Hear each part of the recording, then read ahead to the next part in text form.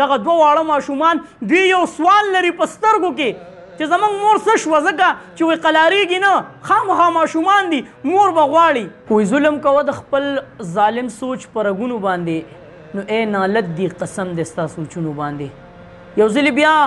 یو بېوسه پلار خپلې اوښ کې په ګریوان باندې راتوی کړي او پښتنو ته خپله جولۍ غوړولې ده چې زما سره ودرېږئ چې ما ته انصاف میلاو شي قدرمنو دلته کې احساسات بیا نه کنټرول کېږي د یو پلار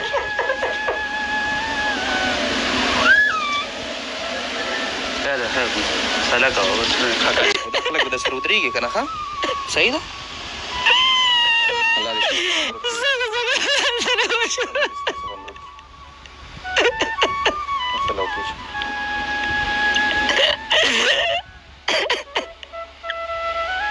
او دا بچی چې دي دې له به نه علاج کوو د دې جامې کپړې دا به ما په دې مزدورۍ کې ولا کولې په دې دیاړۍ کې او خرچه به ولا ما ورکوله هر یو شی به ما کوو د هغې باوجود زما لور سره د داسې رویه وکړه که نه داسې لارې اختیار کړه چې د هغې په بندوبست باندې اوس زه هم نه پوهېږم باقي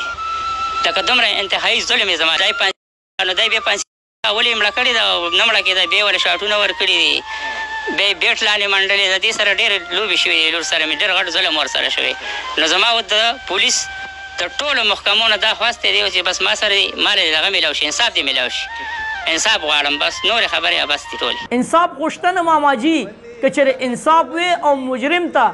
سزا میلاوېدې نو نن به ستا دغې عالمې لور کوم چې 19 کاله عمر لري ملګرو دوه بچي د هغې نه پاتې شو ویلې کېږي دا چې سقرګنۍ کور د هغې مرۍ ته اچولې ده او ډېره په بېدردۍ باندې شهید کړې ده انصاف شته نه ماماجي که چېرې انصاف وې نو نن به ستا د دغې عالمې لور سره داسې کردار نه کېدو چې د هغې پړه کې قرآن پروت و د الله نه یریده ځکه چې دې خاوند به وایي په ډېر زیات ظلمونه کول د هغې باوجود هم دغې خورکۍ هغه ژوند ته غاړه ایښودې وه صرف په دې سوچ باندې به ایښودې وه چې خاوند ته مجازي خدای ویلی کېږي خو چې خاوند وي په دې باندې به غاړه ایښودې وه چې یاره زما ژوند که چېرې زه د خپل خاوند نه لاړه شم او د طلاق نوم په ما باندې کېښودلی شي نو په دې کې ګناه ده په دې لفظ باندې دغه خورکۍ دغه د سړکو او د دردونو ژوند د دغه خاوند په کور باندې تېرو خو دې ته یې غاړه نه کېښوده چېرې زه راشم او د دې پلار په کور کېنم او په ما دې د طلاق نوم کېښودلی شي دې ماشومې دا عمر وایي دا لږه هوښیاره ده دې ماشومې هغه کردار په خپلو سترګو باندې لیدلی دی د دې ماشومې مستقبل به صحیح چې دې د خپلې مور مخامخ لیدلې ده وایي دې ماشومې یو دوه ځل ویلي چې دا چا کړي دا چاچو کړي نو د لیور کار څه دی چې هغه خپله ورندار کوي د دې نه به داسې کومه عظیمه ګناه شوې وه چې تاسو د دې سره داسې قسم کردار ادا کوو او بیا دا چې کومه خواښې وه ملګرو نو وایي دا د دې خورکۍ شاګرده وه دی ورته سبق ښودلی دی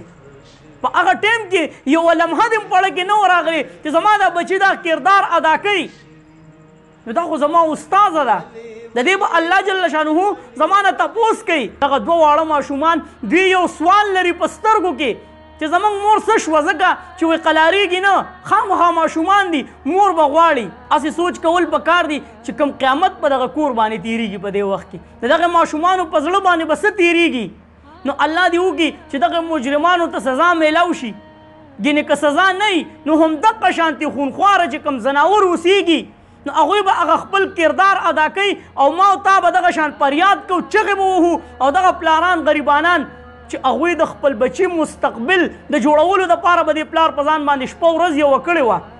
په دې لور باندې به علم کړی خو په دې سوچ به نه کړی چې زما دا لور دې واده شي او بیا دې دې ته واچولی شي او هغه خاوندان چې په خپلو ښځو باندې ظلم او ستم کوي غرور پې کوي تکبر پې کوي ځکه چې یو خاوند په خپله ښځه باندې ظلم کوي نو دا به پې ځان چوت حسابوي نو غرور او تکبر چې چام کړی دی نو ګورئ هغه الله جل شانه د ځمکې لاندې کړی دی تاریخ ګواه دی واقعې پرتې دي غرور مه کوئ چېرته هم هغه لاسپوسې چې هغه ستا کور ته درغلې ستا په نوم باندې ناسته ده نو په دې باندې به هم یو پلار دردېږي لکه دې پلار ته وګورئ په دې باندې به هم یوه مور دردېږي چې په هغې باندې لږ تکلیف وي په دغه مور او پلار باندې به ډېر تکلیف وي نو که هغه ستا سره د سختو تکلیفونو ژوند تېروي نو دا ته غنیمت وګڼه چې په دومره تکلیف او سختو کې دغه ښځه ما سره ژوند تیروي نو د خپلو ښځو باندې ظلمونه مه کوئ تکبر مه کوئ